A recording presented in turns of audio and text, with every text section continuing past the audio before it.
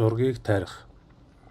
Тайрах үйлдэл нь зургийн хэрэггүй эсгүүдийг арилгах, зураг дээр шаардлагатай шинж чанаруудыг нэмэх зорилгоор зураг боловсруулах чухал үйл ажиллагааны нэг хэсэг юм аа. За энэ нь веб програмууд болон зураг байршуулахад өргөн хэрэглэгддэг процесс юм. Та бүхэн мэдэж байгаа. Бид нөгөө Facebook хуудсан дээр өөрсдийнхөө зургийг оруулахдаа crop хийж дастаж авдаг. Энэ бол одоо зураг тайрах үйл ажиллагааны үндсэн нэг жишээ бөгөөд бидний өдөр тутмын амьдралд өргөнөөр ашиглагдаж байна. За Pillow сан дээрх зургийн crop функцийг ашиглан тухайн хэсгийн тэгш өнцгт хэлбэрээр тайрахыг шаарддаг.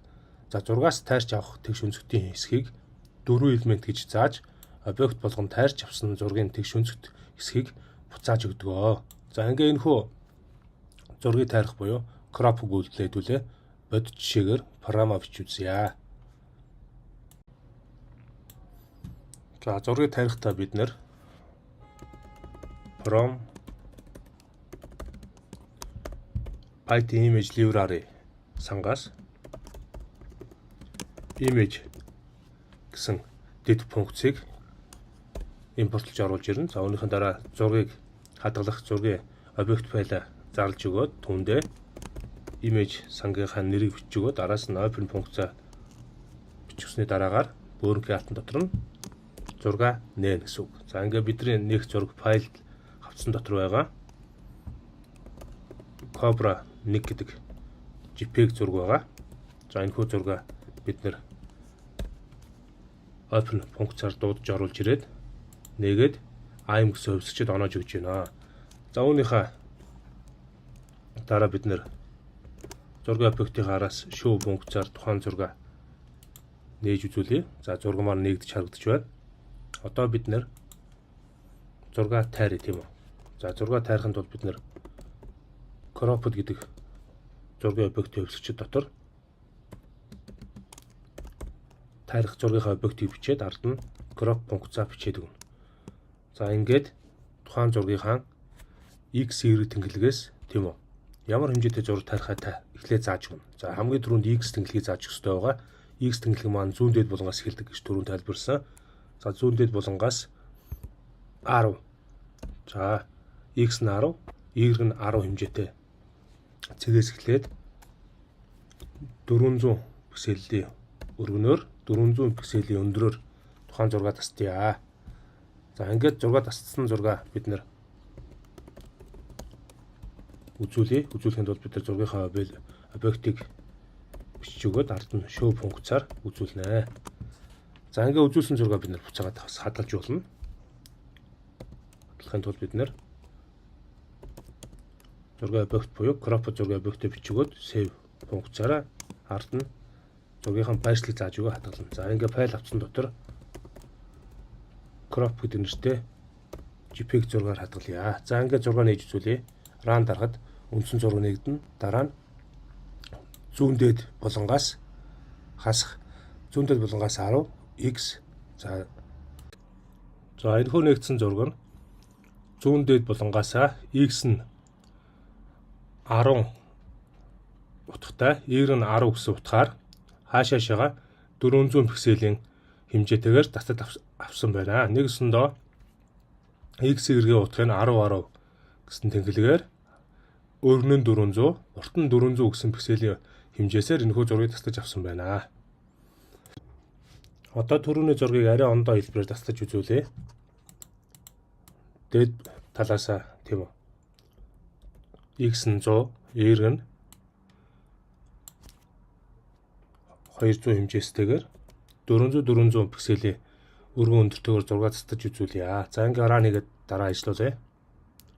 За ажиллуулахад зураг маань дастагдсан байдал маань ингэж харагдаж байна. За энэхүү зураг маань одоо тэгвэл бидний файлжсэн хавцсан дотор байгаа crop гэсэн нэртэй хадгалагдсан байгаа. За дараа оръё. За ингэж хадгалагдсан байна. За тэгэхээр энэхүү програмаа товчоор тайлбарлахад Python imaging library гэсэн сангаас image сангийг дуудаж оруулж ирээд тухайн файл хавцсан дотор байгаа Cobra 1 JPEG зургийг I'm гэсэн файлын хувьсгч зургийг хадгалдаг хувьсгч объектэд хадгалаад тэрийг зургаа үзүүлээд үзүүлснийхаа дараа cropped гэсэн файлын зурган файлын объект хөвсгчд тухайн AIM гэсэн зурган файлын хөвсгчээр дамжуулж оржсон зургийгаа crop функцийн дагуу 100, 200, x-y нь x нь 100, y нь 200 гэсэн хэмжээтэйгээр өндөр нь 400, өргөн нь 400 пикселийн харьцаатайгаар зураг тастаад тухайн зураг show функцаар үзүүлчихэж байна. За үзүүлснийхаа дараа тухайн зураг дахиж save функцаар хадгалахдаа файл хавцсны дотор crop гэсэн JPEG өртөлтөөр хадгалсан байна. За дараагийн слайд руугаа шилжиж хийдүүлээ. За дараагийн слайдн дээр зургийг эргүүлэх талаар тайлбарлсан байна. За энэ хүү слайдн дээр Python дүрс боловсруулах Pillow сангийн зургийн модуль нь зургийг хялбархан эргүүлэх боломжийг биднэрт олгодог. Зургийг эргүүлэхдээ image модулын transpose функцийг ашиглан эргүүлдэг. Тэгвэл transpose функцаар дэмжигддэг ихэнх түгээмэл хэрэглэгддэг аргуудын заримыг та бүхэнд танилцуулъя. За үүнд зургийг хэвтэй байдлаар эргүүлэе гэвэл flip, left, right функцаар эргүүлнэ. За дараа нь зургийг босоо байдлаар эргүүлэе гэвэл flip, top, bottom функцаар эргүүлнэ.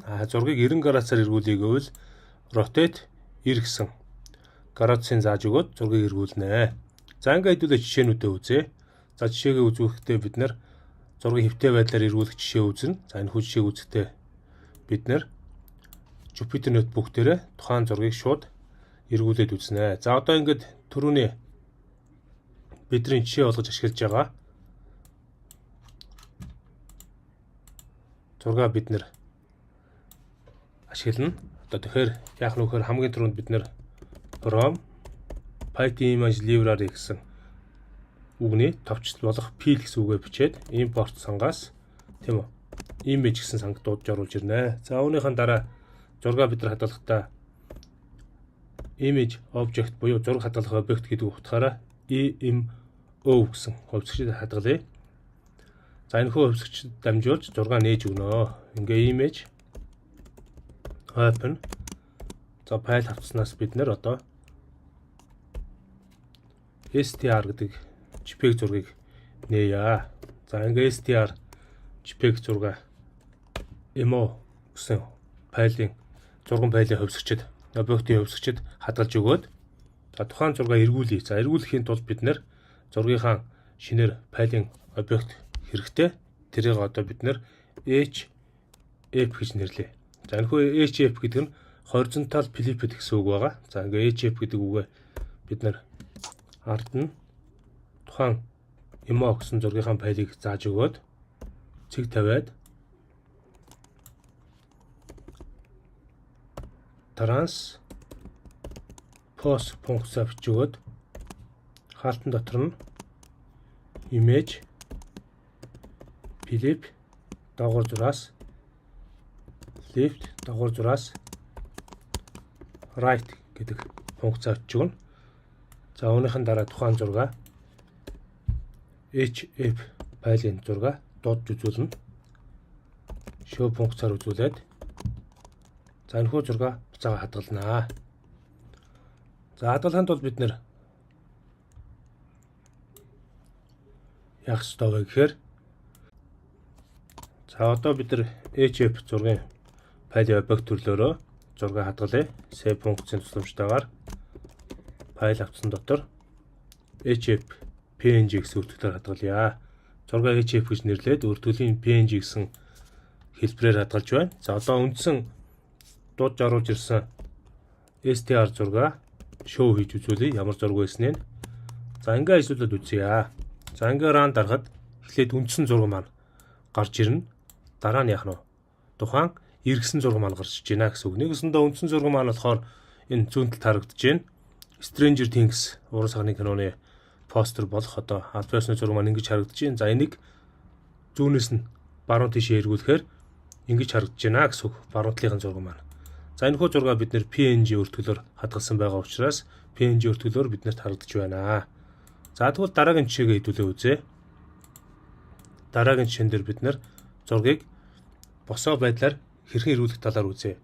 За энэ хүү босоо байдлаар эргүүлэхэд тулд бид нэр тухайн зургийнхаа командн дээр flip, left, right гэсэн функцийг бичиж өгнө.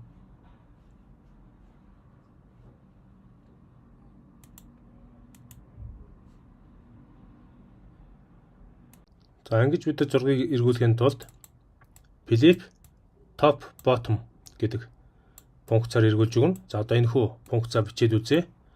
За түрүүний бидний зүүнээсээ баруун тийш эргүүлсэн flip left right гэсэн функц маань энэ дээр байж байна. За энэ хэсгээ дахиж ашиглаад кодон дээр оруулаад ирнэ. За одоо бидний өөрчлөх ёстой функц маань flip top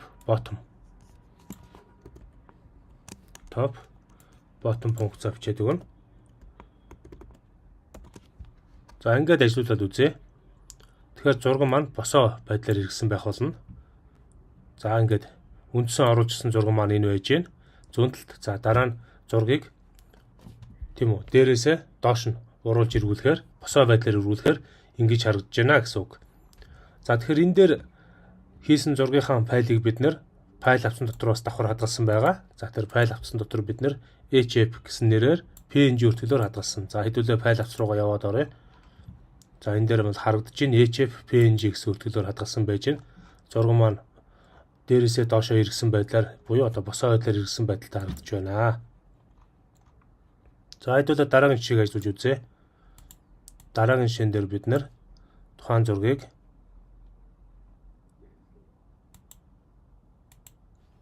90 градусаар эргүүлж үзье. За энийг 90 градусаар эргүүлэхэд бол бид rotate R гэсэн функцаар эргүүлж үзэх хэрэгтэй байгаа. За энийг одоо ажиллуулж үзүүлье. Буцаад Jupyter Notebook руугаа шилжээд тухайн зургаа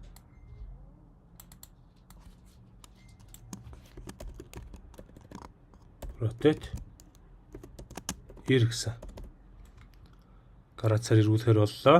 За эргүүлэхдээ бид нэр өмнө байгаа image гэсэн энэ хэсгээр flip гэсэн команд байхгүй шууд rotate R-ээр нь бичиж өгнө. Тэгэхээр flip-ээ одоо арилгаад за тэгээ зургийнхаа файлыг арай өөрөөр нэрлэе. HFR гэдэг нэрээр нэрлээд хадгалъя. За ингээд ашиглаад үзэх юм бол үндсэн зураг маань энэ дээр харагдаж байна. Дараа 90 градусаар ирсэн зураг маань энэ дээр харагдаж байна. За ингээд зургийг бол 90 градусаар эргүүлэх боломжтой юм байна. Зүүнээс нь баруун тийш эргүүлэх боломжтой юм байна. Дээрээс нь доош нь эргүүлэх боломжтой юм байна.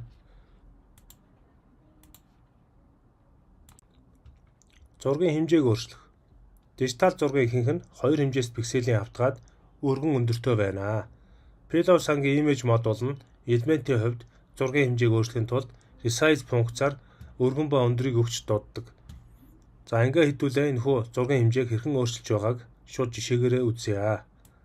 За жишээгээ бид нар бичихийн тулд Jupyter Notebook-ийн ажлын утсыг шинээр нээ.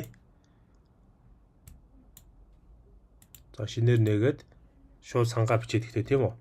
From Python image library-гийн эхний 3 үсэг болох pil гэж бичээд import image сангаа оруулж ирлээ. За зургийн модулыг бид нэр i гэж нэрлэе. i тэнцүүгээд image сангаар зургаа оруулж ирээ. Image сангийн open функцэн дотор зургийнхаа байршлыг бичнэ. Файл авсан дотор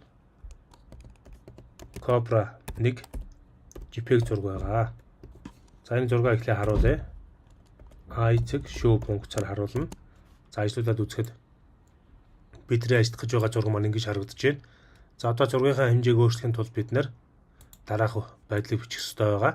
Тэгэхээр нэг өсөндөө өөрчлөх ёстой зургийнхаа файлын объектыг зургийн файлын объектыг хувьсгчийг бид нар бичиж өгнө. За тэрийг R гэж нэрлэе. R тэнцүү I гэсэн зургаа өөрчлөх гэж байгаа учраас I гэж бичээд R-д нь resize функцийг бичиж өгнө. Ингээд resize функцийн тусламжтайгаар бид нар файлынхаа зургийн хэмжээг өөрчлөх гэж байна. За үүнийхэн дараагаар бид нэр тухайн зургийнхаа хэмжээг round функц дотор нь бичиж өгнө. Давхар одоо round функцийг бичиж өгөөд round функцэн дотор тийм үү. Тухайн зургийнхаа файлын объектыг size функцтай давхар бас бичиж өгнө. За тэгэхээр тул дараах байдлаар бичнэ гэсэн үг. I size гэдэг тийм үү. Size-ын дотроо тухайн одоо size-ыг numpy буюу massive хэлбэрээр зарлж өгөөд тэр нь одоо дөрвжийн хаалтан дотор тэг гэж заагаад үржих нь 0.5. За ингээд гадна нь дасал аваад дахиж round функцаа бичиж өгөөд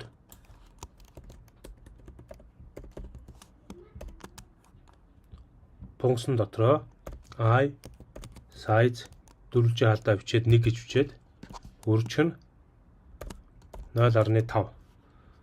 За энэ утгуудаа өгчөөд бид нэр тухайн зураг харуулад тийм үү? R show функцаар харуулад буцаагаад R-ыг save функцаар хадгалах нь байна.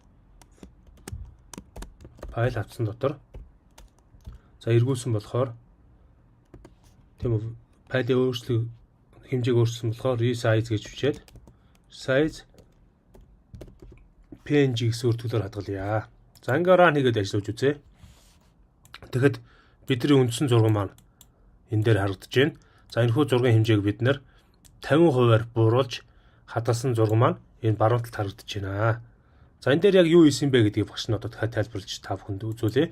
Тэгэхээр нэг өсөндөө бид нэр зураг дуудаж оруулж ирээд файл хавцснаас Cobra 1 JPEG зураг A гэсэн файлын зурган файлын ховсгч объектд хадгалж өгөөд тухайн зургийг харуулчихж байна. За энэ харуулсан зураг тийм үү? R гэсэн ховсгчийг зурган файлын объект ховсгч болох ч ховсгчн дээрээ тухайн A гэсэн зураг оруулж ирсэн зураг дээрээ resize функцийн тусламжтайгаар гаднах хүрээнүүдийн тийм үү? Зургийнхаа хэмжээг 50%-аар бууруулж хадгалаад тийм үү? Тэрийг үзүүлж show функцаар. За show функцаар үзүүлснийхаа дараа файл авсан дотор resize гэсэн нэртэйгээр PNG болгож хадгалсан байна. За хадгалсан зураг маань энэ дээр харагдаж байна. Resize гэсэн нэр маань энэ дээр файлын нэр маань байж байна. За ингэж хадгалаад үзүүлсэн байна. За тэгвэл одоо хэдүүлээ түрүүний энэ үзсэн жишээн дээр 50% бууруулахыг 0.5 гэж ütсэн бол 30% бууруулж үзье. За үндсэн зургийнхаа хэмжээ 30% бууруулахын тулд бид нар 0.3-г биччихнэ. За тэгээд ажиллуулад үзье. Ажиллуулахад үндсэн зураг маань энэ байж байна. За файлын хэмжээ маань буураад 30% хүртэл буураад нэгсэндээ 70% буураад ингэж харагдана гэсэн үг. За дараагийн слайд руу хэдүүлээ шилжье.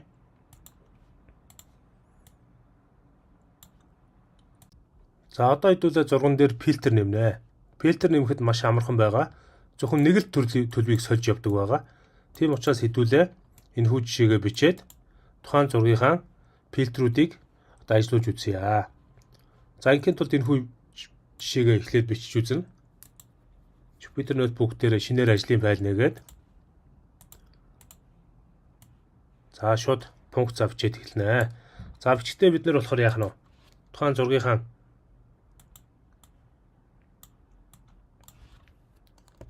from Python image library гэсэн эхний 3 үсэг болох файлыг бичээд import image за image filter. За image гэж бичгтээ i-ын томоор image filter гэж бичгтээ i-f2-ыг бас томоор бичих хэрэгтэй. Дунд нь таслаар заагалж бичнэ. За дараа нь from file сангаас image тийм үү? Image сангийн filter хэсгийг дуудаж байна. За ингээд filter хэсгийг дуудахдаа ямар эсүүдийг импортлж оруулж ирэх вэ гэхээр хаалтан дотор одоо хэдүүлээ бичье. Blur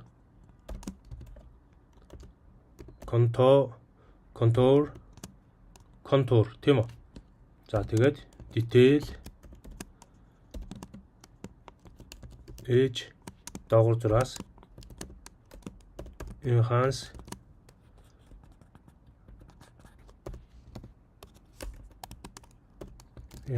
за тэгээд тасал аваад edge доогуур зураас enhance доогуур зураас more за тэгээд дараа нь emboss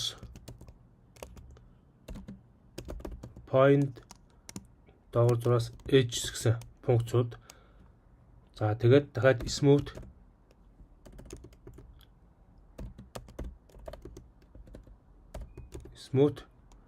доогуур зураас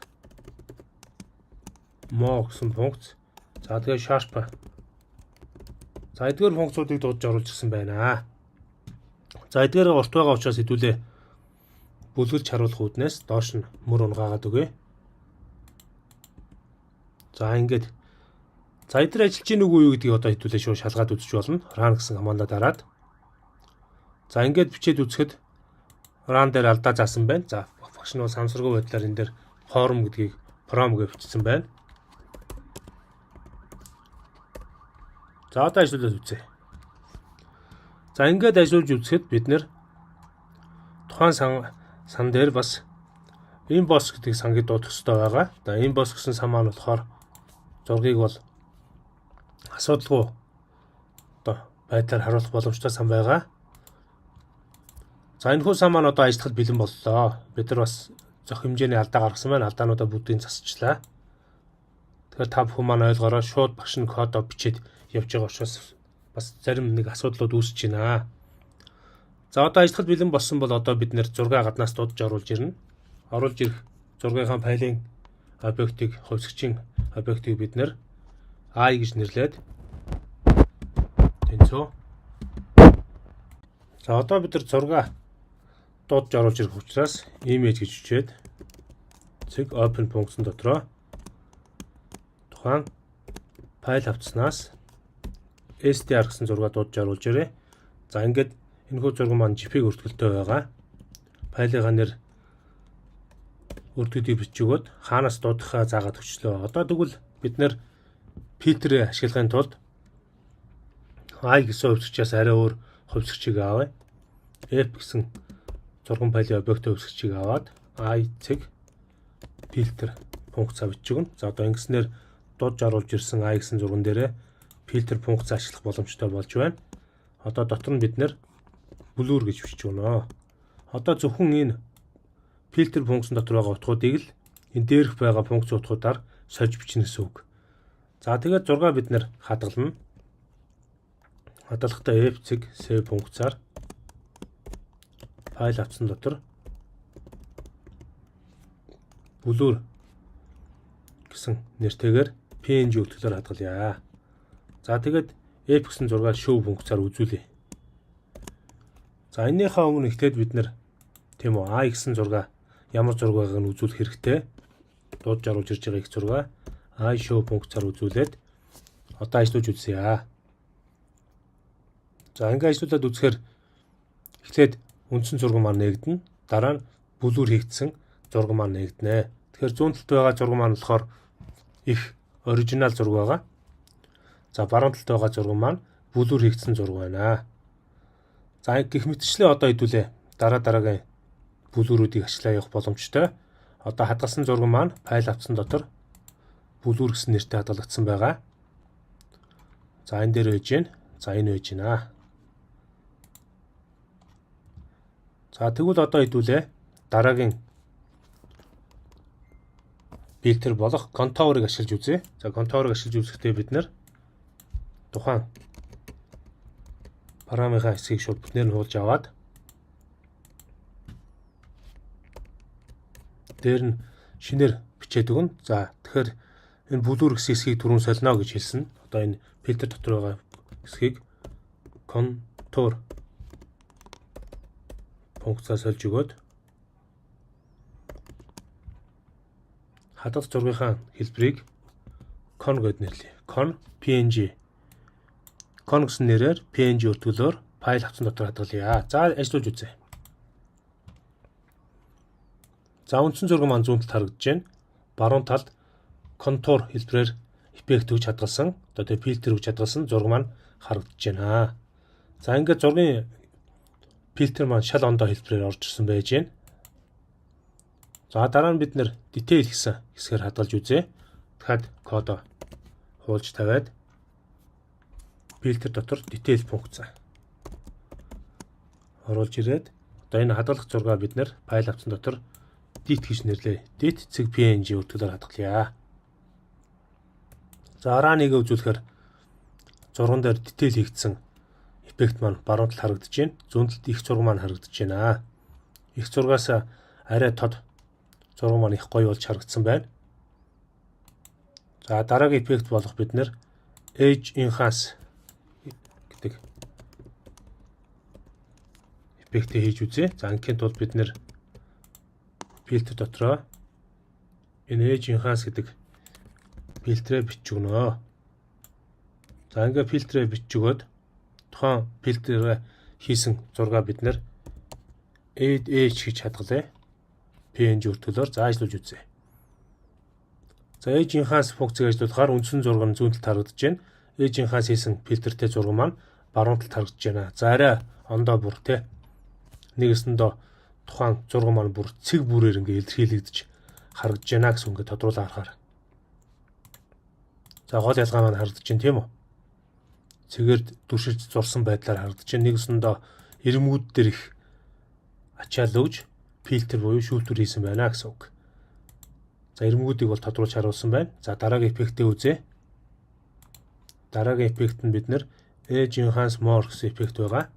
За энэ кодо хуулж тавиад Edge Enhance More гэсэн фильтр эффектээ шүүлтүрээ фильтр дотроо бичиж өгөөд хадгалж байгаа зургийн төрлийг HM гэдэг хэлбэрээр PNG хэлбэрээр хадгалъя. Файл авсан дотор. За ажиллаад үзэнгүүт зураг маань бүр өмнөхөөсөө бас тис ондоо болж хувирсан байна. Томруулаад харах юм бол одоо ийм болж байна тийм үү?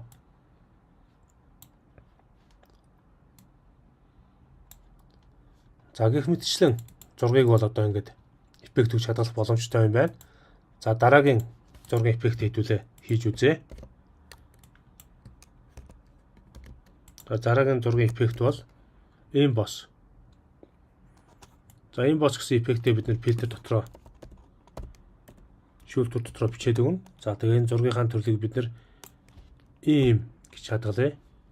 За Run-ыг ажиллуулад үзье. За Emboss хийсэн зургийн маань төрөл маань баруун талд харагдаж байна. Их зургаас шал ондоо олсон байж байна. За их зураг маань нэг өсөндөө их сайхан дүрслэлтэй байхад баруун талын зураг маань ерөөсө хар цагаанаар дүрслэгдсэн. Ерөнхийдөө за тэгээ зураг маань Emboss буюу одоо нэг тийм нэгсдөө товоож гарч ирсэн байдлаар харагдсан байна. За эффект буюу фильтрсэн зураг тодруулаад харуулъя.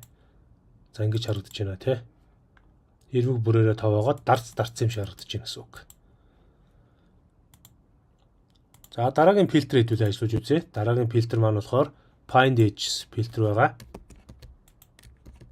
За Find Edges фильтр маань болохоор бид нэр фильтр дотроо бичээд өгнө. Find гэдэг доогуур зураас Edges буюу одоо хүрээг хайж гэсэн үг.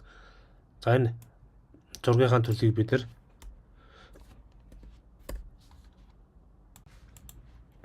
зургийн файлын нэрийг бид нэр Find гэж нэрлээд өртгөлийн JPEG болгож хадгалъя. За зураг ажиллуулад үзье. Үндсэн зураг маань зүүн талд харагдаж байна. Баруун талд Find Edges фильтр хийсэн зураг маань харагдаж байна. За ерөнхийдөө зураг маань маш dark болсон байж байна. Одоо тухайн зургуудын одоо хүрээнүүдийг хайсан фильтр хийсэн учраас шал ондоо харагдаж байна гэсэн үг. За дараагийн фильтр хэдүүл ажиллаж үзье. Дараагийн фильтр маань одоо Smooth фильтр байгаа. Smooth фильтрийг бид нэр фильтр функцэн дотроо бичиж өгнө. За тэгээд хадгалж байгаа файлын төрлийг бид нэр Smooth гэж нэрлээд JPEG болгоё. За ажиллуулад үзье. За Smooth гэсэн файлын төрөл маань их зургаагаа бодвол одоо арай бүрсгэр байдлаар дүрслэгдсэн байж байна. Одоо нэгсэндээ тод биш, арай бүрсгэр байдлаар дүрслэгдэж гарч байна гэсэн үг. За дараагийн файлын төрөл маань болохоор Smooth More гэсэн функц байна. Smooth More. За энэхүү фильтрээр бид нэр зургийнхаа файлын нэрийг SMT гэж нэрлэе. За тэгээ ажиллуулад үзье. За ажиллуулад үзэхэд бол зураг маань бас өмнөхөөсөө зүүн талын их зургаас арай ондоо бүрсгэр байдлаар Smooth More функцийн дагуу фильтр хийгдээд арай ондоо байдлаар харагдаж байна. За томруулаад харах юм бол ингэж харагдана ялгаа нь. За ингээд их зургаас одоо арай ондоо тийм үү бүрсгэр байдлаар хадгалагдсан байна. За дараагийн жишээг ажиллуулж үзье хэдүүлээ. Дараагийн жишээн дээр бид нэр сүүлийн эффект болох Sharpen гэсэн эффектийг ашиглана. За энэ хүү эффект маань болохоор дараах байдалтай харагдана. За хадгалах зургийнхаа төрлийг бид нэр Sharp гэж нэрлэе. PNG хэлбэрээр файл авсан дотор хадгалж байна. За ажиллуулад үзэхээр их зургаасаа sharpen зураг маань дараах байдлаар ялгаатай харагдаж байна гэсэн үг. За sharpen гэсэн зураг маань арай харагдах байдал нь ингэж харагдаж байна. За энэ гол дүрийн царийг харъя. За тэгээ оригин нь их зургийнхаа гол дүрийн царийг нь харуулъя бас давхар. За ингээ ялгаа нь ерөөсөө нэг ийм байдлаар ялгаатай харагдаж байна. Та бүхэн хараад үзээрэй. Sharpen болохоор зураг маань илүү одоо ингээд цэгүүд дээр анхаарал хандуулаад тий. Цэгүүд дээр тодорхойлт өгсөн байна гэсэн үг. За ингээ фильтр хийдэг функцууд маань болохоор дараах байдалтай байх нь байна. Blur, contour, detail, edge enhance more, emboss, find edges, smooth more, sharpen гэсэн нэг өсөндөө 4 5 6 7 8 9 10 шиг тийм үү 10 ондоо фильтрүүдийг хэдүүлээ энэхүү лекцэн дээрээ жишээн дээрээ ажиллаж үзлээ. За дараагийн слайдн дээр бид нэр image color одоо зургийн өнгийг авдаг get RGB функцийг танилцуулъя. За энэхүү өнгөний мөрийг буцаадаг RGB сувг маань одоо R буюу red, G буюу green, B буюу blue буюу улаан ногоон цэнхэр гэсэн үндсэн гэрлийн 3 өнгөний сувгийг хөрвүүлдэг юм функц байгаа. Хэрв мөрийг задлах боломжгүй бол value error гэсэн онцгой тохиолдлын функцаар дамжуулан нэмэгдүүлж тухайн мөрийг бол буцаадаг байгаа. За бичиг хэлбэр маань fill цэг image цэг get RGB гэсэн функц маань бичигдэнэ. За дотор маань одоо өнгийг тавьж өгнө гэсэн үг. За аргументийн хувьд тухайн өнгө юм уу өнгөт мөрийг бичиж өгнө. За return value буюу буцаах утган дээр улаан ногоон цэнхэр өнгө болох RGB тэгээ альфа утгуудыг буцааж өгнө. За альфа гэдэг маань тухайн зургийн хэдэн хувийн тодорхойлолтой байгааг нь шийддэг. Альфа 100% байх юм бол зураг маань тод харагдана. Бүтэн одоо бүрэн тод харагдана. За тэг байх юм бол зураг маань харагдахгүй байна гэсэн үг. За энэ хүү жишээгээ хэдүүлээ. Jupyter Notebook дээр шууд бичээд явъя. Jupyter Notebook дээр шинээр ажлын файлаа нээгээд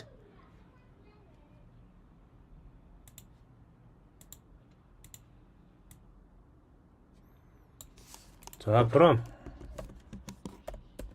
fill import image color.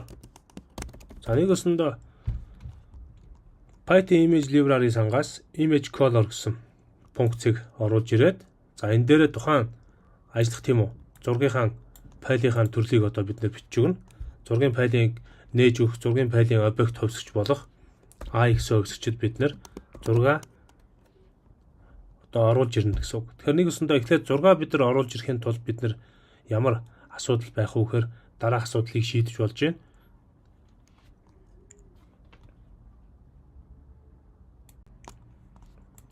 За ингээд зургийн файлын объект төвсөж болох AXO төвсгчэндээ бид нар дараах зүйлийг өгье. tensor image color функц авч өгөөд get RGB функцэн дотроо давхар ажлын дотор blue буюу цэнхэр өнгийг бичээд өгнө. За ингээд цэнхэр өнгөө бичиж өгснээ тусламжтайгаар бид нар дэлгэсэнд яах нь цэнхэр öngийнхөө өнгөний тэмдэгт мөрийг буцааж авч хэвлэх боломжтой болж байгаа. За ингээд хэдүүлээ энийг ажиллуулж үзье. Run-ыг ажиллуулах юм бол дэлгэцэн дээр цэнхэр өнгө маань тэг 255 гэсэн утгаар гарч иж байна. За энэ арын тэг 255 гэдэг утга маань ямар учиртай утга юм бэ гэхээр та бүхэндээ багшин тайлбарлаж өгье. За тэгэхээр хамгийн түрүүний хаалтан дотор байгаа тийм үү 3 энэ таслаар тусгаарласан эхний утга нь red буюу улаан өнгө. За дараа нь яах нь green буюу ногоон өнгө, дараа нь blue буюу цэнхэр өнгө харагддаг. Энэ 3 өнгөний утга маань тэгээс 255-ын хооронд утга авдаг. Тэг гэдэг маань өнгө маань байхгүй гэсэн үг. Тэгэхээр энэ 3 хувьсгчийн утга гуруула тэг байх юм бол тийм үү гуруула тэг байх юм бол гуруула тэг утгатай байх юм бол хар өнгийг илэрхийлдэг black тийм үү. За хэрвээ гуруула 255 гэсэн утгыг авах юм бол white буюу цагаан өнгийг илэрхийлдэг. Тэгэхээр нэг өсөндөө тэг 255 гэж гарч байгаа нь цэнхэр өнгөний тэмдэгт мөрийн утгыг илгээж байна гэсэн үг. Тэгэхээр цэнхэр өнгө бол хансан байдалтайгаар байж гэсэн үг. За дараагийн жишээн дээр хэдүүлээ одоо ямар өнгө авах вэ гэхээр red гэсэн өнгийг ажиллуулж үзье. За red гэсэн өнгө маань эхний утга нь 255, дараагийн утгууд нь тэгдэг гарсан байна. Нэг өсөндөө улаан маань одоо хансан байж байна. За тэгвэл одоо хэдүүлээ завсрын өнгө болох дараагийн өнгөн дээр cyan гэдэг өнгийг авч үзье. За ингээ run-ыг ажиллуулад үзэх юм бол cyan гэдэг өнгө маань ногоон, цэнхэр хоёр өнгө маань хансан тултал нь тийм үү гараад cyan өнгийг бүрдүүлдэг. За cyan гэдэг нь ямар өнгө байх вэ гэхээр хэдүүлээ харъя. Cyan гэсэн өнгө маань ийм одоо юм усан цэнхэр өнгө байх нэ. Усан цэнхэр өнгө. За тэгвэл дахиад нэг өнгөний гориг бичүүлье. Одоо бас hot pink гэсэн өнгө байдаг. За дараагийн өнгө шиг бид нэр pink гэсэн өнгөөр ажиллаж үзсэн байна. Pink гэсэн өнгө маань болохоор улаан өнгө нь 255, ногоон өнгө нь 192, цэнхэр өнгө нь 203 гэсэн гарсан байна. За дараагийн сүүлийн өнгөний жишээгээ бид нэр ямар өнгөөр авч үзэх вэ гэхээр за purple өнгөийг авч үзье. За ингээ ажиллуулад үзэхээр purple өнгө маань улаан, цэнхэр хоёр нь 128 гэсэн утгатай, ногоон нь утгагүй байна. За ингэж бол өнгөнүүд бол харагдах боломжтой байд юм байна. Тэгэхээр нэг өсөндөө өнгийг одоо улаан, red, green буюу ногоон, цэнхэр буюу blue гэсэн гурван өнгөний ханалтын тусламжтайгаар гурван хэлбэрээр тухайн өнгийг бол гаргах боломжтой байд юм байна. Image draw модуль. Image draw модуль нь image object-ийн энгийн хоёр хэмжээст график дэмжлэгийг үзүүлнэ. Ерөнхийдөө энэ модулыг шин зураг үүсгэх, тайлбар хийх эсвэл одоо байгаа дүрсийг засах, вебэд ашиглахад зориулж график зураг гаргахад ашигладаг. График командууд нь хэлбэр дүрслэх, текстийн тайлбарыг дэмждэг. Зургийг хоёр хэмжээст массив хэлбэрээр нэг өсөндөө зургийн элементүүд болгон боловсруулж болдог. Пиксел бол өнгийг дэмжиж буй хамгийн жижиг цэгийг хэлдэг. За image draw функцийн тусламжтайгаар тухайн модулын тусламжтайгаар ашигладаг хоёр хэмжээст координат нь зургийн дээд булангаас эхэлж цэгээ авна. Нэг өсөндөө тухайн зургийн дээд булангаас x, y тэнглэгийг тэг гэсэн тэнглэг маань зүүн дээд булангаас эхэлнэ гэсэн үг. Пила өнгөний схемүүд нь RGB буюу red, green, blue гэсэн улаан, ногоон, цэнхэр гэсэн гэрлийн үндсэн 3 өнгө юм аа. Энэхүү өнгөт RGB дүрслэл нь дэмжлэгийг image color гэсэн модуль хангаж өгдөг. Bitmap, OpenType эсвэл TrueType гэх мэтчлэн текстийн тайлбарыг хүлээн авах боломжтой фонтуудтай байдаг. Ихэнх зургийн командууд нь тухайн тушаалыг зурх талбарыг зааж өгөх, хязгаарлах хайрцагны параметрыг шаардна. Нэг өсөндөө тухайн тушаал гэдэг маань тухайн командуудыг бичиж өгөх командыг хэлж өгч гэнэ гэсэн үг. За координатын дарааллыг бид нэр x, y тэнглэг зүүн дээд булангаас эхлээд x, y тэг x1, x, y1 гээд xn, yn хүртэлх хэлбэрээр илэрхийлж болно. За зургийн зарим командын хувьд өнцгийн утгыг шаарддаг байна. За ингээ хэдүүлээ жишээгээ үзье. За энэхүү жишээнд одоо энэхүү жишээгээ Jupyter Notebook дээр хэдүүлээ шууд бичээд үзье. За энэхүү жишээг ашиглахаас өмнө бид нэр жишээ олох зураг оруулж ирсэн байх ёстой. Тийм учраас бид нэр homepage буюу Jupyter Notebook-ийн homepage дотор local host дотор file гэсэн авсан дотор must гэсэн нэртэй шинжлэх ухааны технологийн сургуулийн логог ашиглана. Өнөөдрийн жишээнээр. За энэхүү лого зураг маань must.png гэсэн өртөлтөө зураг байна. Must гэсэн нэртэй PNG өртөлтөө зураг байна. За энэхүү жишээн дээр бид нэр эхлээд from import pil тийм үү? Import image draw гэсэн хоёр функцийг бичиж өгнө. Нэг өсөндөө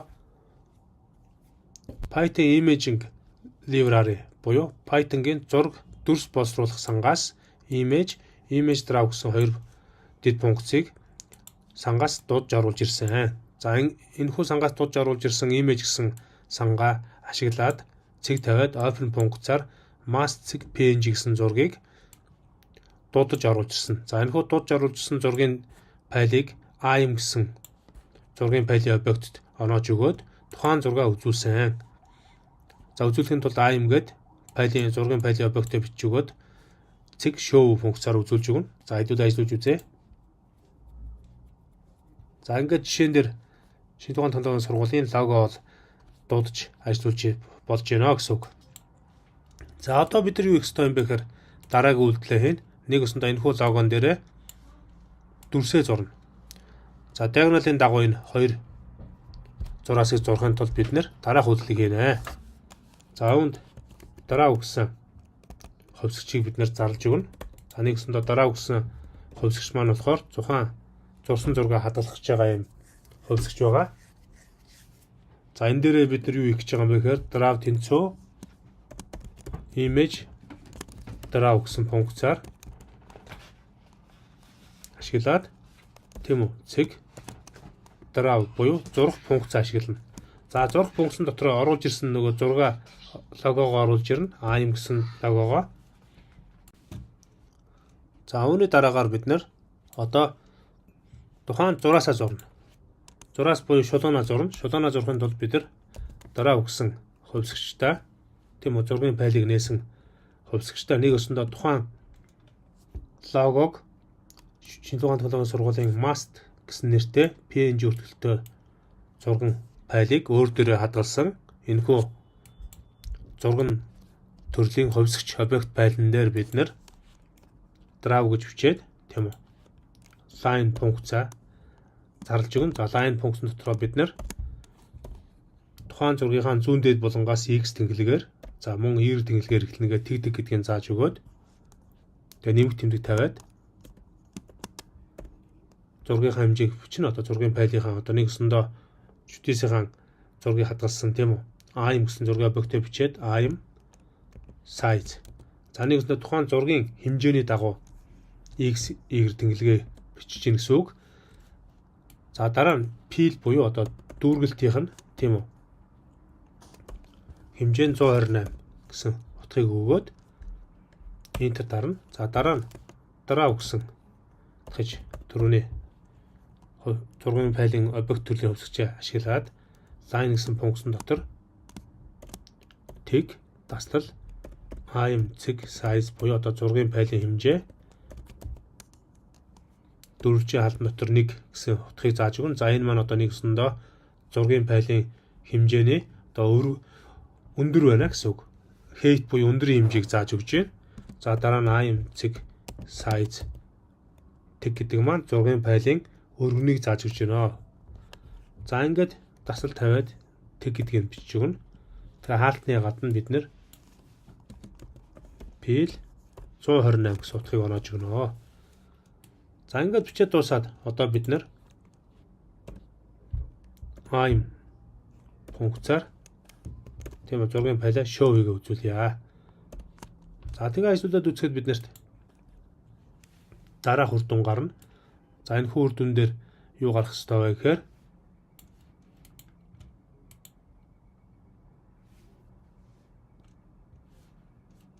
за энэ дээр таслаа мартсан байна. Энэ арын хэсэг дээр за таслыг тавиад өгье. За ингээд энэ дээр эхлээд шинжлэх ухааны технологийн сургуулийн mast гэсэн зургийн файл нэртэй PNG өртгөлтэй зургийг нээж харуулна. За үүний дараагаар бид нэр тухайн шинжлэх ухааны технологийн сургуулийн логон дээр дундуур нь зураас зуржсан байгаа байдалтай харагдаж байна. За энэ жишээн дээр зураг маань жоохон зохимжгүй байгаа учраас хэдүүлээ арай өөр зургийг оруулж ирье. За ингийн тулд тэгэхээр зураг татж явна. За car гэсэн зураг авъя тийм үү. Car буюу машины зураг олж аваад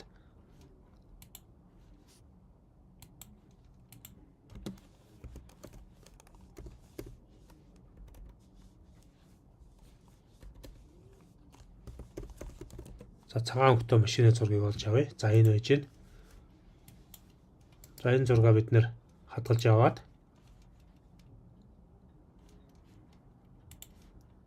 за хадгалсан зургаа файл авсан дотроо upload хийгээд дуудаж оруулж ирээд за зургийнхаа нэрийг бид нэр car болгоод нэрлэжээ.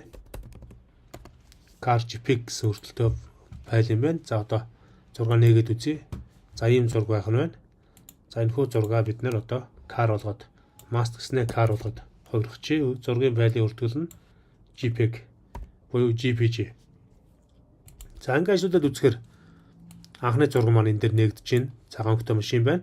За хоёрдугаарт нь тухайн машиных нь зургийн файлын хэмжээгээр X, Y тэнглэх нь зүүн дэд булангаас эхлээд тийм үү нэг зураас зураад за дараа нь хоёр дахь зураасаа зурхтаа болохоор тухайн зургийнх нь өндрийн буюу одоо баруун дэд булангаас зүүн доод болон хүртэл дахиад нэг зураас зурсан байна.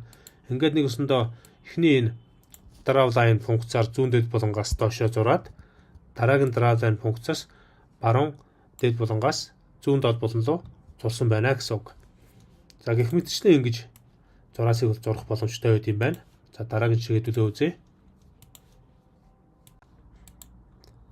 За image draw модуль дотор байдаг бид нар canvas-ыг тайлбарлая. За энэхүү canvas нь image draw модуль доторх pillow сангийн image draw гэсэн функцийн тусламжтайгаар тийм үү мөн draw буюу зурх үйлдэлийг хийж байгаа. Ингэхдээ зурган дээр зурнаа тийм үү. Image буюу зургийнхаа байршлыг зааж өгнө. За функцаар зургийг зурах болон зурган дээр төрөл бүрийн үсгийн фондыг байршуулж өгөх боломжтой. Нэг өсөндөө зургийн арын дэвсгэр болгоод зурган дээр одоо төрөл бүрийн үсгийн фондоор бичих боломжтой гэсэн үг. За энэ хүү жишээн дээр хэдүүлээ. Дараах жишээгээ үзье. За энэ хүү жишээ олгож хэдүүлээ. Энэ хүү жишээгээ одоо бодитоор ажиллуулж үзье.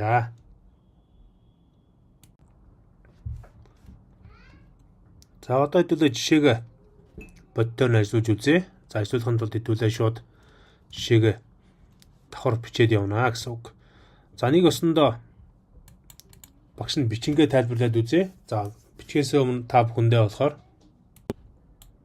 за энэ хүү жишээгээ хэдүүлээ бодитоор бичээд туршаад үзье. За одоо та бүхэндээ багш нь шууд бодит тайлбартаа орё. За эхлээд бид нэр from Python image library буюу pil гэж бичээд import image тийм үү таслал image draw функц ашиглаад за мөн image сангийн font гэсэн сангуудыг тус ашиглан за нэг өсөндөө зургийг дуудаж оруулж ирэх зурган дээр зурах зургийн өсгийн фонттой ажиллах сангуудаа Python image library буюу P сангаас дуудаж оруулж ирлээ. За одоо үндсэн зураг үзүүлэх үндсэн дээр бид нэр base гэж нэрлсэн байна. Үндсэн зургийнхаа зураг хадгалах зургийн файлын хувьсгч объектыг за image open функцаар бид нэр зурган дээрээ түрүүний оруулж ирсэн car зэг GPG зураг дуудаж оруулж ирээ. За энэ хүү зураг бид нэр шууд convert буюу хөрвүүлээд ард нь RGBA гэсэн convert болгож хөрвүүлье. За энэ дээр яагаад RGBA гэж хөрвүүлж байгаа юм бэ гэхээр тэрийг багш нь та бүхэн тайлбарлая. За тэгэхээр нэг өсөндөө RGBA гэдэг маань болохоор red, green, blue буюу улаан, ногоон, цэнгэр гэсэн 3 өнгө байгаа. Хамгийн арын тэр A гэсэн утга нь альфа утгыг заана. Нэгсэндээ альфа утга нь 100% байх юм бол тухайн зураг харагдана. Хэрвээ тэг байх юм бол тухайн зураг харагдахгүй гэсэн үг. За одоо буцаад хэдүүлээ код руу очие. За кодон дээрээ бид дараагийн мөрөн дээр текст гэсэн хувьсгчийг илэрхийлэх txt гэсэн зургийн файлын хувьсгчийг зааж өгье. За энэ хүү txt гэсэн зургийн файлын хувьсгчтай image цэг new функцаар шинэ зургийн файл үүсгэж байна. За энэ дээр бид RGBA гэсэн утга ашиглаад давхар ажлын дотор бичигөөд тасал аваад base буюу тийм үү түрүүний зураг оруулж ирсэн зургийн файлын объектыг бичээд цэг size утгыг зааж өглөө. Одоо дахиад тасал тавиад бөөрнгийн алтан дотор 255 тасал 255 тасал 255 тэг гэсэн утгыг оруулж өглөө. За үүнийхэн дараа үсгийн фондод дуудахын тулд бид нэр PNT гэсэн хувьсгчийг ашигласан байна. За энэ дээр image сангийнхаа фонд сангийг бичнэ. За IF2 нь image font сангийн AF2 нь томоор бичигдэнэ. Цэг тавиад true type. За функцийн бөөнгийн алтыг нээгээд тухайн одоо үсгийн фонд нь тухайн компьютерийн аль хэсэгт хадгалагддаг вэ гэдгээс нь хамаарч тухайн үсгийн фонтныхоо байршлыг бичиж өгнө. За миний би Mac үйлдвэрлэлийн системийн Sonoma 14.1 үйлдвэрлэлийн системийг ашиглаж байгаа учраас тухайн файлыг үсгийн фондыг хадгалдаг директор буюу файлын байршил нь систем дотор, систем хавцсан дотор, library хавцсан дотор, fonts гэсэн бас хавцсан дотор байдгийн байна. За тэгээд эндээс бид нэр Aqua Kana гэдэг үсгийн фондыг ашиглалаа. За энийгээ давхар ажлын дотор бичээд өчнө. Файлын байршлаа true type функцэн дотроо. За тэгээд үсгийн фондын хэмжээг алдан зааж өгнө 40 гэсэн хэмжээгээр. За ингээ энтер дарна. За одоо юу их вэ гэхээр бид нэр яах нь тухайн зураг D гэсэн зургийн файлын хувьсгчэд бичиж өгөөд image draw гэсэн функцийн тусламжтайгаар draw функцаар зурнаа. За зурхтаа нөгөө түрүүний үүсгэсэн TXT гэдэг шинэ зургийн файлаа ашиглаж зурна. Энийг D гэсэн хувьсгчэд оноож өглөө. Одоо D тэнцүү тийм үү? D-д утга оноохын тулд D цэг текст гэж бичээд ард нь утгууд оноож өгнө. За энэ утга нь бол яах нь вэ? Тухайн текст маань хаана бичигдэх вэ гэдгийг зааж өгч байгаа. 10 x нь 14, y нь 14 утгатай буюу одоо зургийн зүүн дээд болонгоос x нь 14 тэнхлэгт y нь 14 гэсэн утгатайгаар тухайн цэгээс хавж энэхүү текст маань бичигдэнэ. Бичигдэхтэй болохоор жишээн дээр нь бид нэр за Python programming гэж бичээ. За энэ текстийг биччихээд үсгийн фондоо зааж өгнө. Үсгийн фондоо бид нар заахтаа таслал аваад фонд тэнцүү PNT. Нэгэсэндээ PNT гэсэн хувьсгчэнд үсгийн фондыг агуулсан бүх тэр систем дотор байгаа Aqua Kana гэсэн үсгийн фондыг агуулсан 40 пикселийн өндөртэй үсгийн фондыг PNT хувьсгчэд агуулад тэрийг фонд дооногод өгчөж байна. За дараа нь юу хийх вэ гэхээр үсгийн фондныхоо одоо бид нэр өнгийг тааруулж өгнө гэсэн үг. Fill гэсэн буюу одоо дүүрэх командын дотроо үсгийн фондныхоо өнгийг тохируулж өгнө. За үсгийн фондны өнг ямар байх вэ гэхээр бид нэр энэ хүү жишээн дээр 255 тасал 255 тасал 255 гэсэн өнгийг авлаа. За тэгээд хамгийн сүүлийнх нь альфа дээр нь 128 гэсэн утгыг авъя. За ингээд одоо бид нэр дараагийн үйлдэлгөө хийн. За энэ дээр алтаагаа шалгаж байна. Их үүсвэр одоо тий болохгүй байна гэж байна. За алдаан дээр тухайн үсгийн фондын дээр алдаа заасан байна. Одоо хэдүүлээ буцаагаад үсгийн фондынхоо жишээ харъя. System, library, fonts, Aqua Kana TSS. За ингээд түрүү ажиллаж үзэхэд бол алдаа зааж исэн. Тэгэхээр алдааг бол багш нь оллоо. Ягаад гэхээр Aqua Kana гэдэг Mac үйлдвэрлэлийн систем дээр байгаа үсгийн фондыг бид нэр өөртгөл нь TTC байдаг. Энэ дээр TCC гэж бичсэн байна. Тэгэхээр одоо яах нь TTC болгоод өөрчилнө гэсэн үг. За ингээд ажиллахаар алдаагүй ажиллаж байна. За одоо дараагийн мөр руугаа шилжээ. За дараагийн мөрөн дээр бид нэр дараагийн текстийг бичих гэж байна.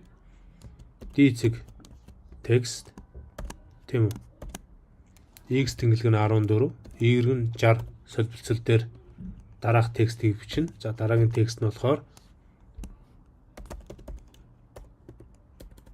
Mongolia гэсэн текст байж байна. За энэ хүү текстийг үсгийн фонд нь фонд тэнцүү PNT. За үсгийн фондонд түрүүний Aqua Kana гэсэн үсгийн фондыг 40 пикселийн өндөртэйгээр бичгээр боллоо. Одоо fill гэсэн командаа оруулж ирнэ. Fill команд тэнцүү. Fill команд дотроо бид нэр энэхүү зургийг тийм үү фондыг ямар өнгөөр дүүргэж зурхийг бол тайлбарж өгч байна. За үүний дараагаар одоо бид нэр out гэсэн хувьсгчийг аваад out гэсэн хувьсгчийн дотроо юу ийх үү гэхээр out тэнцүү image цэг alpha функц доогуур зураас composite гэсэн функцэн дотор түрүүний тэр зураг оруулж ирсэн sure background-д base буюу одоо түрүүний car JPEG зургийг оруулж ирсэн base хувьсгчийг бичиж өгöd дээр нь текстийг зурх бичиж байгаа учраас текст гэж бичиж өгнө. Текст гэсэн хувьсгчээ. Тэгэхээр текстийг гэдэг хувьсгч маань тухайн base-ийн хэмжээсийн дагуу тухайн текстийг бол зурхаар болж байгаа. Одоо out гэсэн хувьсгчээ бид нэр show функцаар зураад харуулж үзүүлье. За ингээ run даръя. За ингээ run дарахад энэ дээр маань текст бичигдсэн байгаа. За ингээ сайн харахаар бидэнд ялгдахгүй энэ goal-я гэдэг нь хардаад байна. Яагаад ийм байгаа юм бэ гэхээр бид нэр энэ хүү текстийн өнгийг 255 гээ авчихаар улаан ногоон цэнхэр өнгө нь бүгд хандсан болохоор цагаан өнгө үүсэж байна гэсэн үг. Одоо purple өнгө хэлбэрээр харъя гэвэл тийм үү? Green голын өнгө нь тэг улаан нь 128 цагаан гэн одоо цэнхэр нь тийм үү 128 гэсэн утгаар харчих юм бол purple өнгөөр харуулнаа. За ингээд утгын харуулах утгыг 128-аар нь вэжэг альфаар зарааныг ажиллуулъя. За Python програм гэдэг нь ингэж харагдаж байна. За дараа нь дахиад дотлын зурган дээр харун харуулъя. Харун харуулханд бол тэгээ амархан 255-ын тэг болгоод Mongolia гэсэн текстийг бид нэр өөрчилж байна. За ингээ Mongolia гэдэг нь ингээд бүдэг харагдаж байна. За нэгэсэндээ зураг боловсруулах технологи дээр зургийн альфа нь тэгээс 100-ийн хооронд байдаг бол одоо бидний энэ Python програмчлалын хэлэн дээр тэгээс 255 утгатай байх нь байна. Одоо 255 гэх юм бол тод өнгөтэй purple өнгө, тод өнгөтэй хар өнгө гарна гэсэн үг. За ажиллуулъя. За өнгө маань ингээд тодоор ингэж харагдаж байна тийм үү? За ингээд бид зурган дээр дурын текстийг одоо дээр нь бичиж чаддаг боллоо. Энэ хүү жишээ маань их сонирхолтой байлаа. За дараагийн слайд руу хайдуулж шилжээ.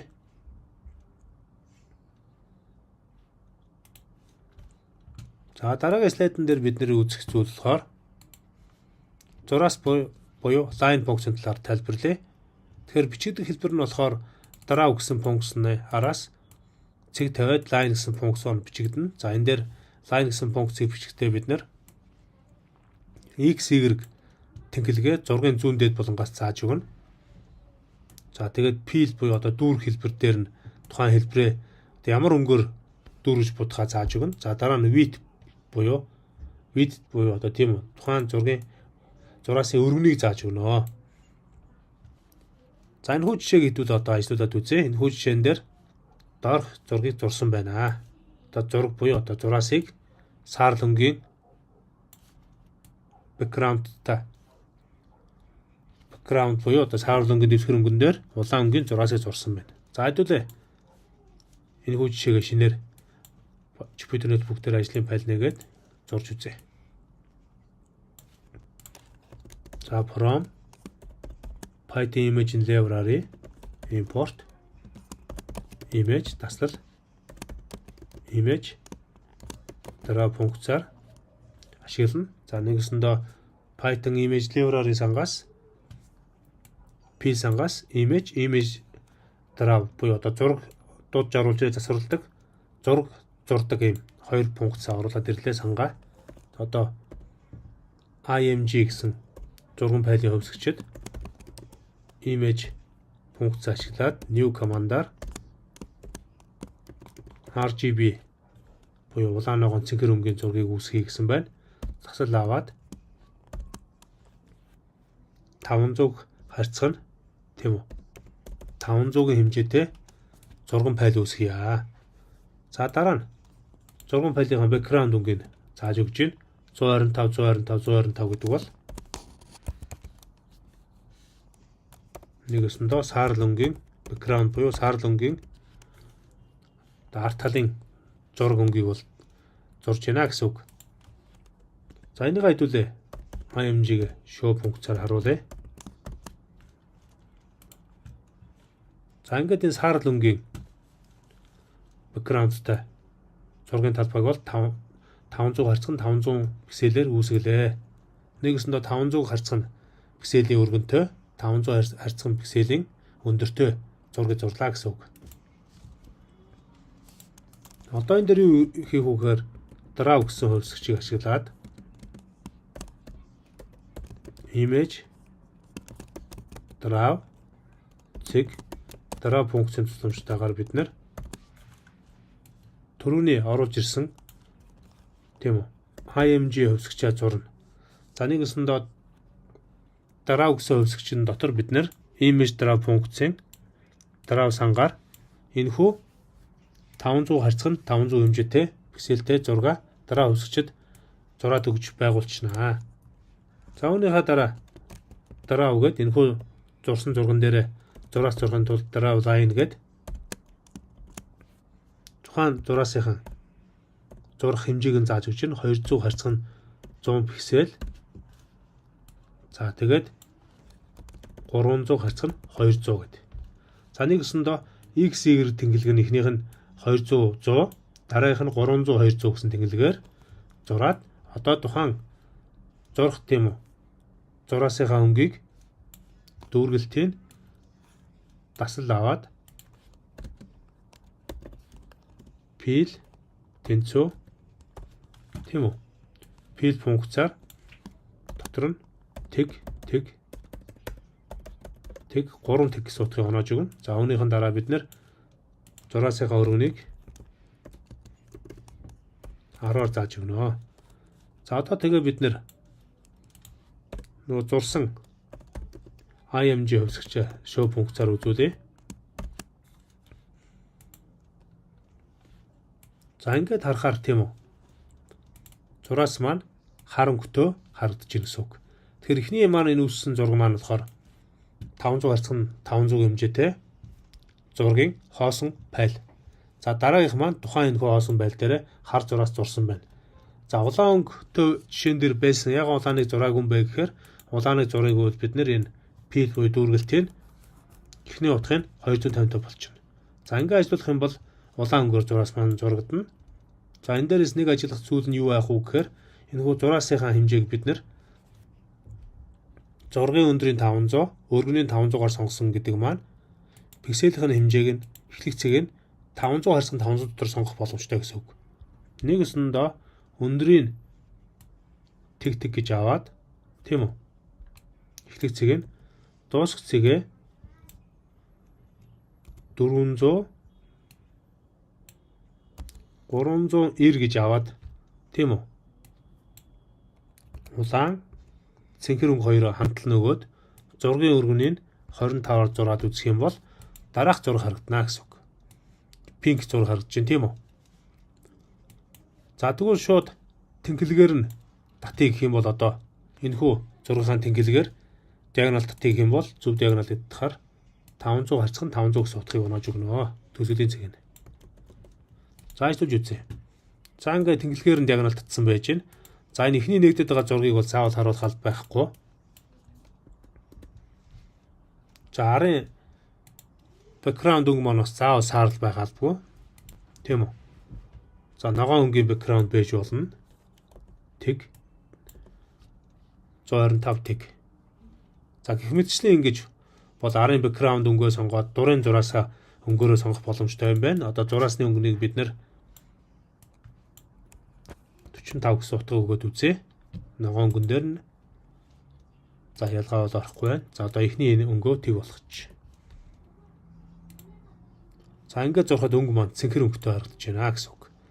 За дараагийн слайд руугаа хэдүүлээ шилжээ.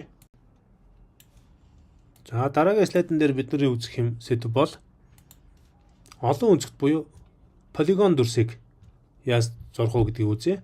За өнөг зурхтаа дараа функцаар полигон гэсэн функцэн дотор эхнийх нь sequal буюу одоо тухайн тийм үү гурван зурах тэг цэг дэлгэцийн зүүн дээд хэсгээс эхэлдэг. Энийх нь дараасан координатыг өгнө гэсэн үг. Нэгэсэндээ дараасан координат буюу 3 цэгийн координатыг энэ sequal хэсэг дотор өгнө. За дараа нь дүүргэлтийг бол fill функцаар бичнэ. Дараа нь outline буюу гаднах зураасан хэмжээг зааж өгнө. Нэгсэндээ хүрээний өргөний хэмжээг зааж өгнө гэсэн үг. За энэ хүү жишээгээ хэдүүлээ шууд ажиллуулад үзье. За бид нэр дахиад шинээр ажлын файл үүсгэе.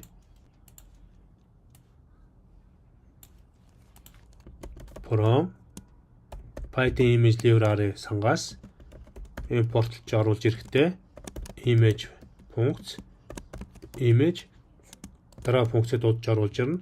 Image draw гэж бичгтээ бид нэр ID 2-ын томоор бичнэ.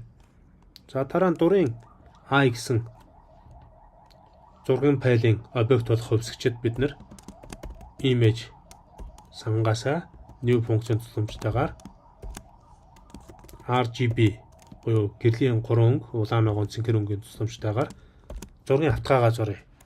1024-ийг харьцах нь 768 пикселтэй буюу 1024-ийн пикселийн өргөнтэй 768 пикселийн өндөртэй хавтгаа зурхаар боллоо.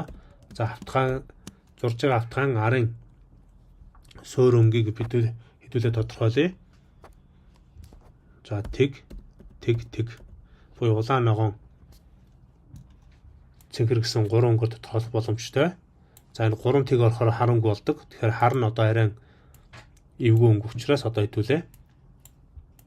Хамгийн арын цэнхэр өнгөн дээр 20 гэсэн утгыг оноож зургийн хавтгаагаа үзүүлье. За 1024-ийг харьцах нь 768 пикселтэй ийм хар бэкграундтай хар дэвсгэр өнгөтэй зургийн файл үүссэн байна. За одоо харыг хэдүүлээ өөрчлөе.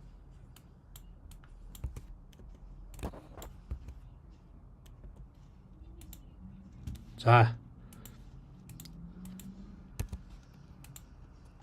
ийм ногоон өнгөтэй бэкграундтай болчлоо.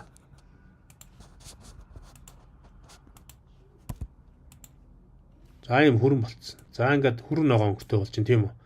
За одоо энэ дээр хэдүүлээ. Полигон дүрсээ зуръя. Draw функцийн тусламжтайгаар хувьсгчэнд бид нэр image draw функцаараа дотроос нь draw гэсэн үйлдэлээр төрөний байгуулсан I гэсэн 1024-ийг харьцах нь 768 хэмжээтэй зураг олгож өгье дотор нь draw хувьсгчд. За draw хувьсгч дээр бид нэр полигон хувьсгчийн тусламжтайгаар полигон функцийн тусламжтайгаар одоо полигон функц хувьсгчийн дотроо бид нэр 3 дараасан тэнхилгийг зааж өгнө. Нэгэсэндээ 3 цэгийг. За тэгэхээр 3 цэгээ бид нэр бүлэглээ дотор нь бичих хэрэгтэй байгаа. Давхар хаалтан дотор функц дотроо. За эхнийх нь 1024 харьцан 768 юм чинь эхнийх нь 100 100. За хоёр дахь цэг нь за 600 тийм үү 700. За энийгээ бас давхар хаалтан дотор хийж өгнө. За 3 дахь хос цэг нь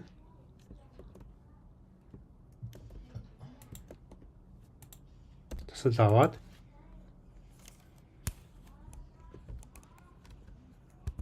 мянга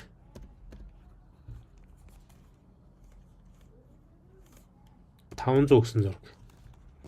За ингээд цэгүүдээ оноож өглөө. Одоо бид нэр тухайн цэгүүдийг бүлгэлснийхаа гадна тасал аваад fill функцаар тухайн дүүргэх өнгөө зааж өгнө. За ямар өнгөөр дүүрэх вэ гэж. За ногоон өнгөөр дүүргий гэвэл 255 тэг 255 тэг гэсэн утгыг оноож өгнө. За ингээд тасал аваад outline функц хувьсгчийн дотроо бид нэр тухайн гадна хүрээний өнгийг зааж өгье. Хүрээний өнгө маань хар байна гэвэл 3 харыг таслал хар гэж бичиж өгнө. За ингээд тийм үү. Дараа функцаа бид нэр харуулахгүйгээр I гэсэн функцаа show хийж харуулнаа. За ингэснээр төрөний үүсгэсэн 1024-ийг харьцан 768-ын өргөнтэй зурган дээр арийнх нь background өнгө нь хүрэн ногоон background дээр гурвалжин зурж байна. Ногоон өнгөтэй гурвалжин. За гурвалжны өнгийг бол бид нэр дураараа сольж болно. Гурвалжны x y тэнхлэгийн 3 цэг нь 100 670 1500 гэсэн юм утгатай байна. За заавал ногоон байгаа албагүй энэ дээр бид нэр тийм үү 125 гэсэн утгын онооч үгүй цэнхэр дээр цаашуулаад үзэнгүүт ногоон маань ийм болж байна. За цэнхэр өнгө маань дамгаалаад ирэхээр ийм өнгөтэй болно. За бид нар тэнхлэгээ бас өөрчлөх боломжтой. Цаашуулаад үзэнгүүт ийм болж байна.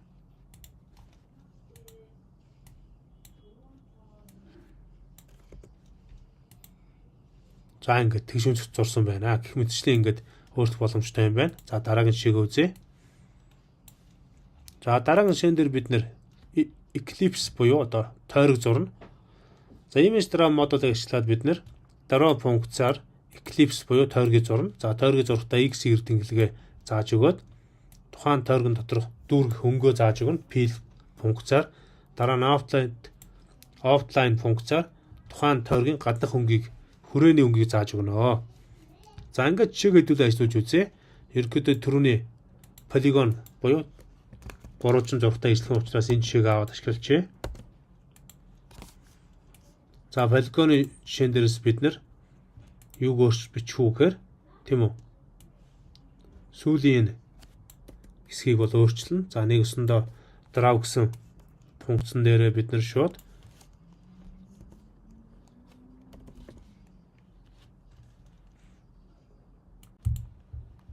за дараа функцны хараас бид нар ellipse гэсэн команда функцаа бичигнэ. За ellipse командын дотор бид нар тухайн тойргийнхоо 3 цэгийг зааж өгнө. За нэг өсөндөө x y тэнхлэх нь хаана байх юм? За тойрог маань тийм үү ямар хэмжээтэй байх юм бэ гэдгийг. За эхлээд 1024 харьцан 768 хэмжээтэй хатгадаа зурхаж байгаа учраас бид нэр тойргийнхоо гол төвийг 500 харьцан 300 төв дээр тийм үү. За бүр 380 гэсэн тухайн талбааныхаа 1024 харьцан 768-ийнхаа тэг голд нь x y тэнхлэгээ зааж өгөөд за дараа нь одоо бид нэр юг тодорхойлж хүүхээр 300 харьцан 300 хэмжээтэй тойрог зуръя. За одоо энэ дээрээс бид нэр тойргоо дүүргэх fill буюу одоо дүүргэлтийн өнгөө зааж өгнө. Дүүргэлтийн өнгө нь за улаан бай 255 тэг. За дараа нь таслаа аваад offline буюу гаднах зураасын өнгийг бид нэр за цэнхэр өнгөөр зааж өгье. Тэг 255. За ингээд show функцаар тухайн зурсан зураг I буюу одоо оруулж ирсэн тийм үү 1024 харьцан 768 гэсэн хэмжээтэй зургийн талбай дээр арын дэвсгэр өнгө нь хүрэн ногоон өнгөтэй байна. Дэвсгэн дээр бид нэр ellipse дүрсийг зурах хэрэгтэй. За ингээд энэ дээр дүрс маань одоо хардахгүй байна. Дахиад ажиллуулад үзье. За зурах зураг маань түрүү хардахгүй байсан. Одоо бид нэр энэ зургийнхаа x y тэнхлэгээ багасгаад 2 3 цэг дээрээс зурж үзүүлье. За ингээд зураг маань харагдаж байна. За хэдүүлээ шилжүүлье. 20 30 болгоё. За гурвалжин маань шилжиж байна тийм үү? За ингээд 200 болгоо ажиллуулъя. За зураг маань ийм болцсон байна тий 200 дээр. За нэг өсөндөө зургийн зурх бид нар тэнхлэгээрээ зургаа зааж ийн гэсэн үг. За 70 болоход дараа хэлбэртэй гурвалжин зурагдана. За энэ 300-ийн хэмжээг нь бид нэр өөрчлөх боломжтой. 300 болгол ажиллавал за ийм зураг болно гэсэн үг. За сүүлийн 300 нь 800 болгоё. За ийм бол 100 дүрс бол зураглаа. За дараагийн жишээ рүү хэдүүлээ. Шилж өчөө. Дараагийн жишээн дээр бид нэр тэгш өнцгтгийг зурж үзүүлнэ.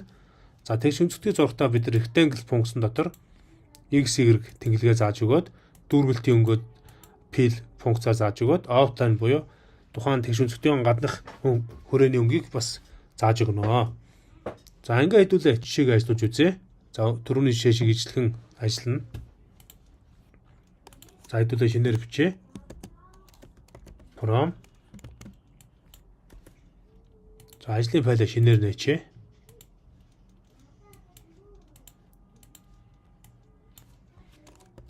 From fill import image тасал image draw. За энэ сангуудаа бид ашиглахын зэрэгцээгээр дараагийн үйлдэлүүдийг хийнэ. Одоо юуны тухайд бид нэр I гэсэн хувьсгчид, зургийн файлын объект хувьсгчид image сангаас new функцаар RGB за тэгээд яг нь таслал RGB төрлөөр 500 харьцаг нь 300 пикселийн хэмжээтэй хавтгай буюу 500 пикселийн өргөнтэй 300 пикселийн өндөртэй хавтгай дээр за тухайн background өнгө нь цагаан байхаар тийм үү. За цагаан өнгө гэдэг маань 255 255 255 гэсэн утгатай юм хавтгай дээр зурна.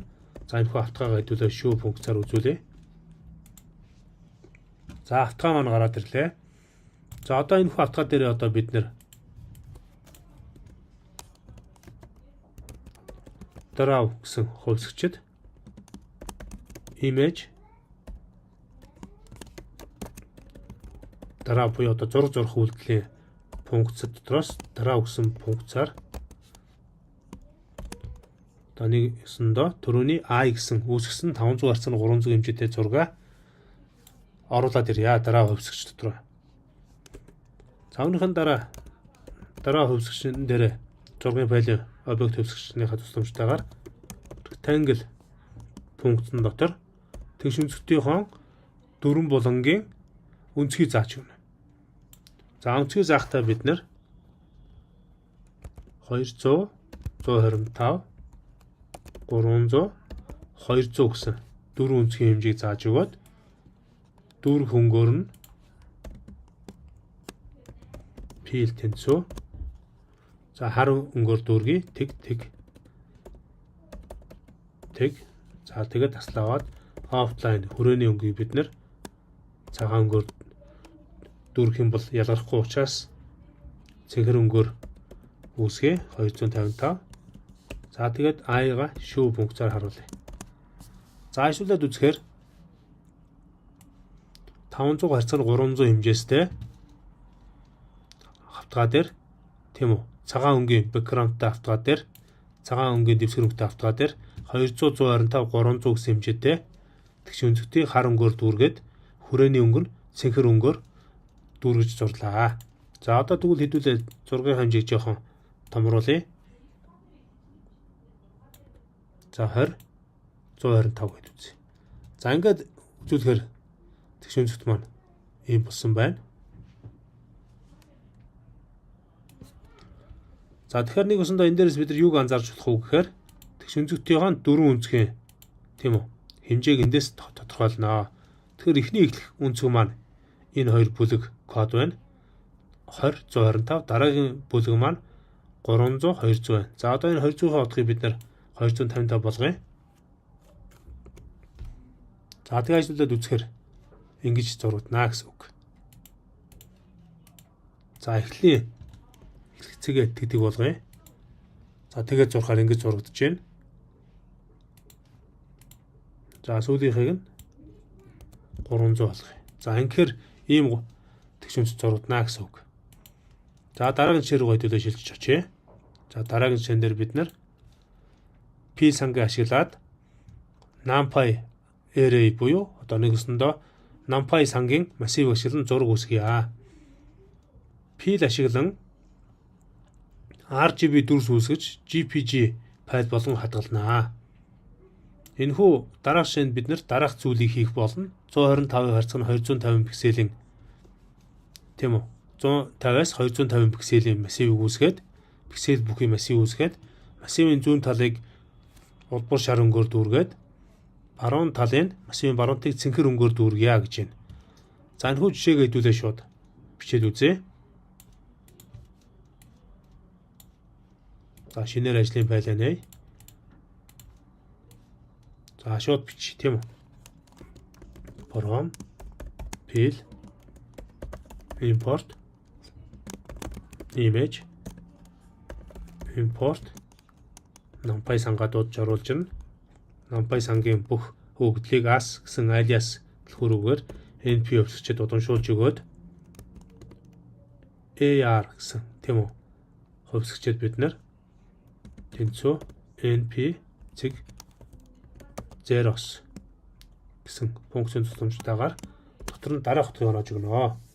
За дөрвөлжийн албан дотор бид нар 150-аас 250 утгатай. За 3 гэсэн утгыг 3 дахь утгаар нь бичиж өгнө. Тасал тавиад массивын төрөл маань D-type маань NP цэг UI int unsigned int буюу одоо 8 гэсэн төрлөөр үүсгэж өглөө.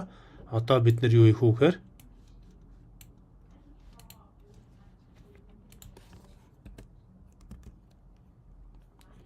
ARR гэсэн массивта слайсинг үйлдэл хийх гэж байна тийм үү. Тэгэхээр бид нар ARR-ыг AR буюу R гэсэн хувьсгчээр орлуулсан учраас слайсинг хийхдээ тодорхойлох цэгээ тавиад таслал тодорхойлох цэг 100 гэсэн утгыг бичиж өгнө. За тэнцүү энэ дээр одоо тийм үү. Тэгш алтан дотор дөрвөлжийн алтан дотор 255 128 тэг гэсэн утгыг оноож өгнө. За дараа нь R гэсэн массивын слайсинг үйлдэлээр тодорхойлох цэгээ тавиад таслал 100 тодорхойлох цэгээс 100-аас хойш. За эхний R гэсэн массив 100-аас өмнөх утгууд. За дараа нь 100-аас хойш утгуудыг будахаар болсон байна. За будах өнгө нь болохоор тийм үү.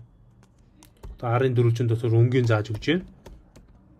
За түрүүн бол 255 128 тэг гэсэн өнгөөр будсан бол R-ынхыг нь тэг 255 буюу цэнхэр өнгөөр будсан байна. За тэгээд I гэсэн одоо түрүүний энэ зураг хадгалах image файлаа үүсгээд image цэг from array функцийг бичнэ. За нэгэсэндээ массив дотроос зураг үүсэх боломжтой. Тэгээд R гэсэн массивын утгыг дотор оноож өгөөд энэ хүү зураг хадгалъя. Image цэг save функцаар numpy pic цэг png гэсэн нэртэйгээр хадгалъя. За тэгээ одоо энэ хүү зураг үзүүлээ тийм үү. img цэг show функцаар үзүүлье. За нэг ажиллуулахаар массив үүссэн хэмжээ маань энэ дээр харагдаж байна. За энэ дээр яагаад ийм нарийнхан гарсан юм бэ гэхээр 150-аас 255 хүртэлх массив үүсэх гэсэн чинь хамгийн түрүүнд 150 массивын хэмжээтэй өргөнийг оноогод өччих. За өргөн 150 биш 15-г оноочхоор ийм нарийнхан гарна. Одоо бид энэ өргөнөө 150 болгочих юм бол өргөн нь 150 өндөр нь 250 хэмжээтэй массив үүснэ гэсэн үг. За ингээд массивын нэг талын цэнхэр өнгөөр дийлэнх хувийн одоо нэгсэндээ массивын 100-аас хойш элементийн утгын цэнхэр өнгөөр 100-аас өмнөх элементийн утгын улбар шар өнгөөр тодруулсан байна. За массивын хэмжээ хэлүүлээд томруулаад үзье. 1500 харьцах нь 2500. За R-ыг ажиллуулахаар ийм том болж байгаа харагдаж байна. Зураг маань. За гэх мэтчлэн ингээ массиваар зургийг бол үүсгэх боломжтой юм байна. За ингээ өнөөдрийнхөө хичээлээр бид нэр Python програмчлалын хэлний imaging library буюу одоо зураг боловсруулдаг сангийн талаар үзлээ. Зураг боловсруулах сан маань болохоор маш чухал ойлголтуудыг агуулсан байгаа. Учир нь гэвэл 21-р зуунд бүх техник технологиуд дижитал буюу тоон технологийн 900 руу шилжиж байна. Тэр дундаа бүх технологиуд програмчлагдах боломжтой технологиуд болж хувирж байна. Тэгвэл эдгээр дундаас дүрс боловсруулалтын технологиг ашиглаад бид нэр юу хийх боломжтой юм бэ гэхээр тухайн хүний царайг таньж, тухайн хүн хинбэ гэдгийг тодруулж, тухайн хүн ямар царайгаа гаргаж тийм үү, царай нь яаж хувирж, ямар зан араншин характертай байгааг нь тухайн царайнаас нь мэдрэх боломжтой. Мөн дээрэс нь төрөл бүрийн үйлдэлүүдийг дүрс боловсруулалтын аргаар боловсруулж одоо тухайн хүн дүрм зөрчиж байна уу, дүрмийн дагуу явж байна уу, тийм үү? За одоо машин унж байгаа хүн цагаан зурааснаас давж уу, даваагүй байна уу гэдгийг бүгдийг боловсруулах боломжтой болж байгаа гэсэн үг. Тэгэхээр энэ хүү хичээл дээр бид нэр дүрс боловсруулах аргын эхний аргачлалыг тайлбарж үзүүллээ.